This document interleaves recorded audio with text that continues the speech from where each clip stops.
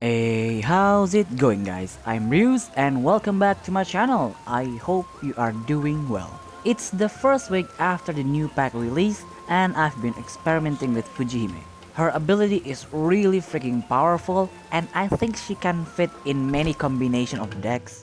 But I do think this pack is not newbie friendly because a lot of the new Shikigami needs other Shikigami from the previous pack to work and support them. Anyway, let's get into the deck rundown, shall we? This month's meta is going to be a very defensive meta, so most of the matches will take a good 15 or more minutes. And this deck will not make the game faster, but I will definitely change it in later builds. First up, we have the star of this deck, Fujihime. She's mainly here for her Fujihiro gimmick, and it is really powerful. I haven't got many of her cards except her SSR, so this will have to do for now. I will definitely change her cards at a later build, but for now this is enough I think. For her, I'm bringing 2 Hall of Flowers. I think this is a must in any Fujihime build, just because it lets you stack Fujihiro faster and it won't get wasted when a Servitor is defeated. But remember, this form only gets back Fujihiro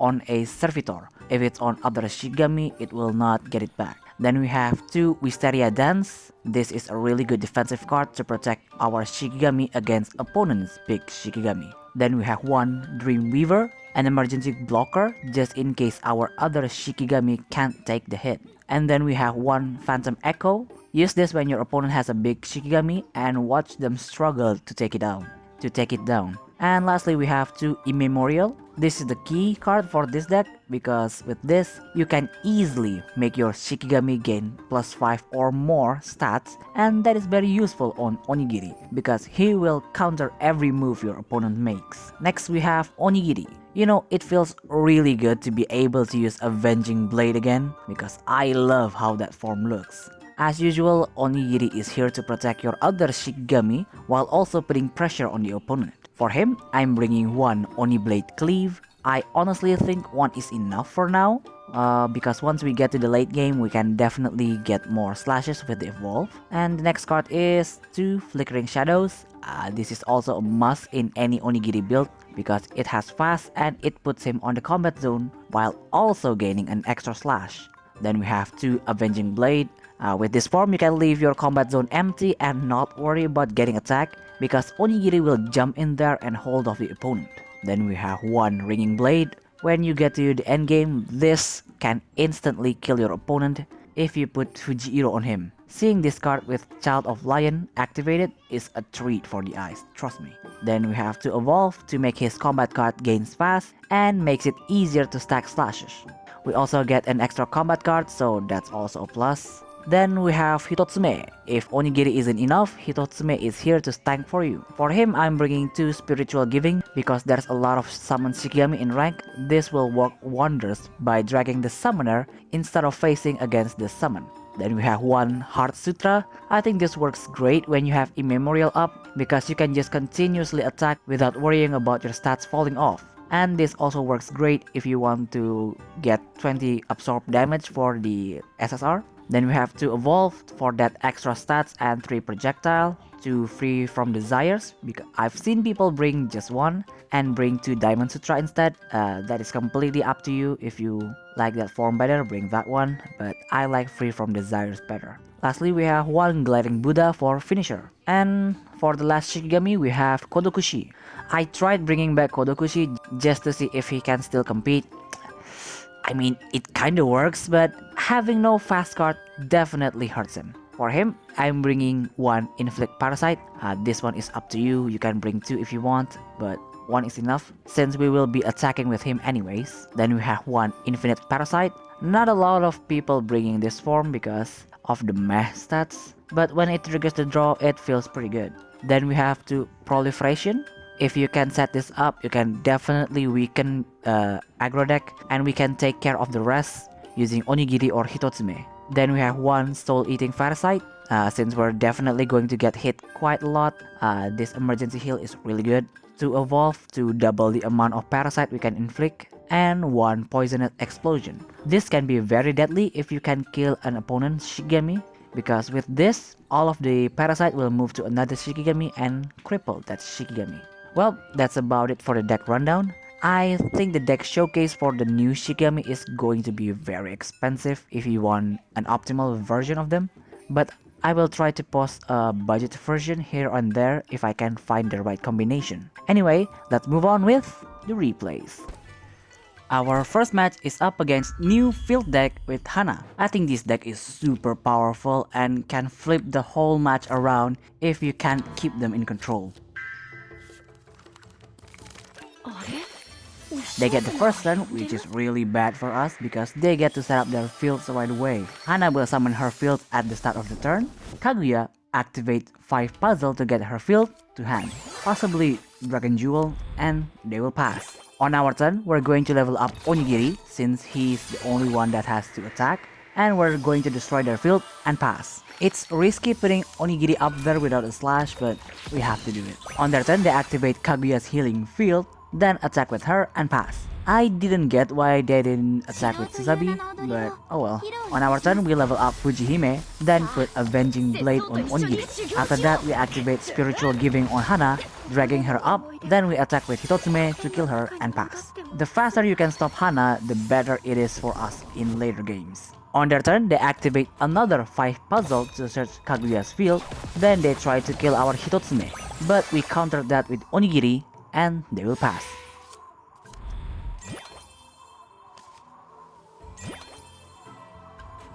On our turn, we're going to attack with Kodokushi, then activate Proliferation on Takayashahime just in case they decide to attack. After that, we activate Flickering Shadow to pick Lion Slash and wait for them to take the bait. On their turn, they activate Dragon Jewel, then try to attack with Takayashahime. We countered that, and at the end phase, we deal 4 damage to their life.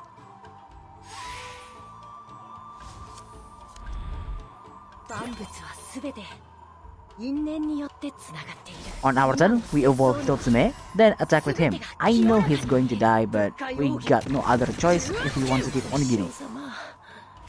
At the start of their turn, Hana will summon her field, and they will pass. That will kill our Onigiri and reset our Fujihime ability. See how powerful fields are just because of one Shikigami? On our turn, we're just going to attack with Fujihime. At the end phase, our Fujihiro will reset, but we still have our trigger card.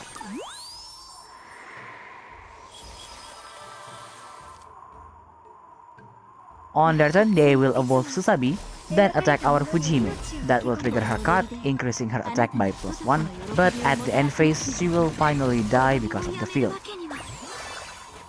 Well, we can't do anything, so we pass.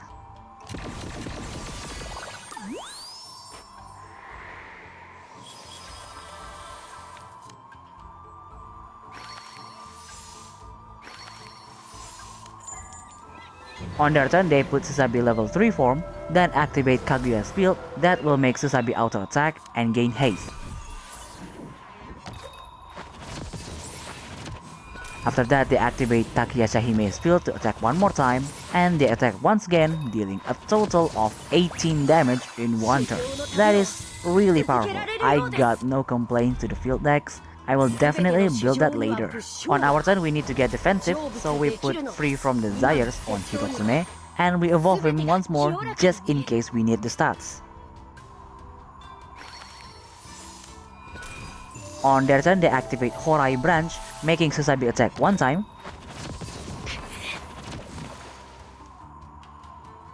Then they activate Shadowless Sun to summon Takayashihime field, but that doesn't count as activating, so Susabi will not attack, and they will pass.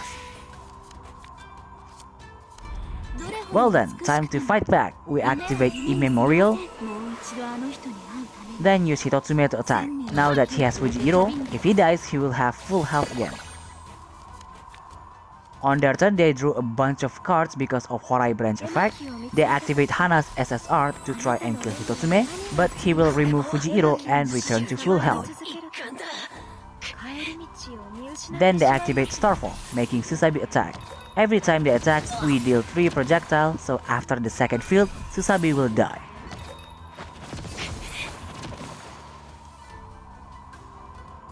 they activate Castle of the Sun, then attack with Takayashihime. That will finally kill our Hitotsume and they will pass.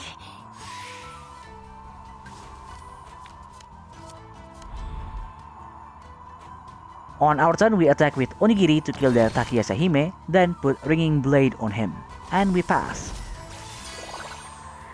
At the start of their turn, Starfall activates and killed our Kodokushi. Then the other field activates, literally leaving us with 1 health left.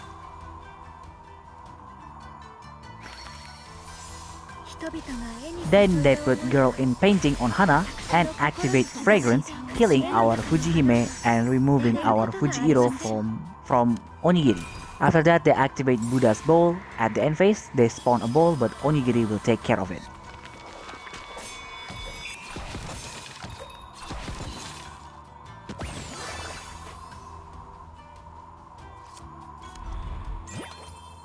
On our turn, we're simply going to attack them until they give up because we can take our time now that Onigiri has this form. On their turn, they will pass because surely they can't attack with anybody because it will die.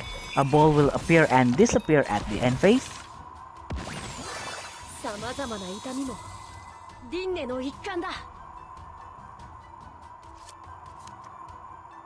On our turn, we're going to speed up the process. We put Glaring Buddha on Hitotsume, then use him to attack, dealing a nice 12 damage, and we pass.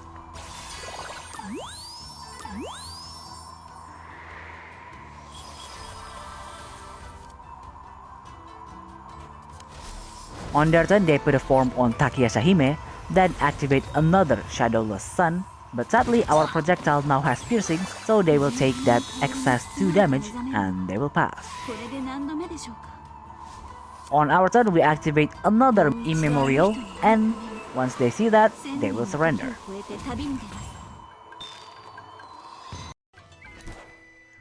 Our second match is up against Tamamo Orochi deck. Now let's see if this deck can handle the powerhouse that is Orochi.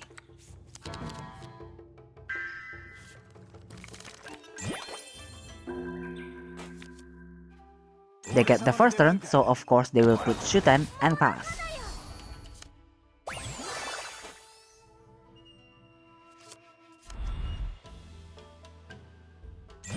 On our turn, we activate 2 Inflict Parasite on Shuten. That will prevent him from dealing any damage until we deal damage to him 2 times. On their turn, they activate Floral Breeze to search card, then they attack with Shuten and pass.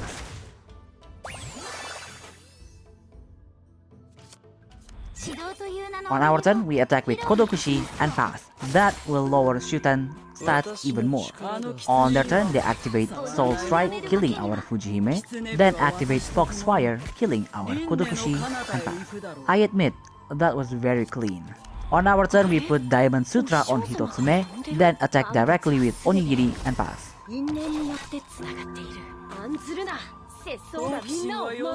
On their turn, they activate Gloomy Dream, very classy choice. Then activate another Foxfire, killing our Onigiri.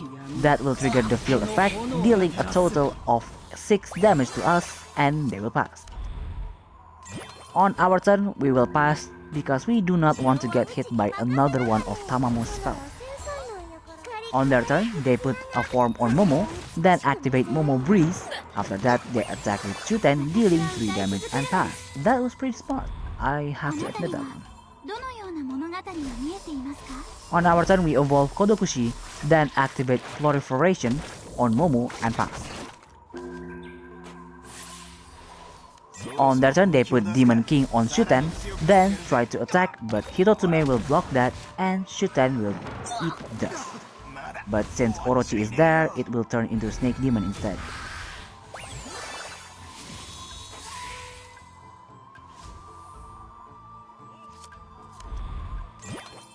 On our turn, I made a big misplay here. I should have attacked with Kodokushi instead because now we have 1 orb left and that will eat our trigger card. On their turn, they activate Orochi spell, turning our Fujihime into a Snake Demon. Then they evolve Orochi. After that, they attack with Snake Demon. Because of that, we will waste our trigger card, even if we didn't want to. On our turn, we switch Hitotsume's form to free from desires, then use our Snake Demon to destroy their field and pass. At the start of their turn, Orochi will force Momo to attack, but Hitotsume will take that damage. After that, they evolve Tamamo and activate Soul Strike. I did not expect the evolve, so at the end phase, Hitotsume will die after eating all of that damage.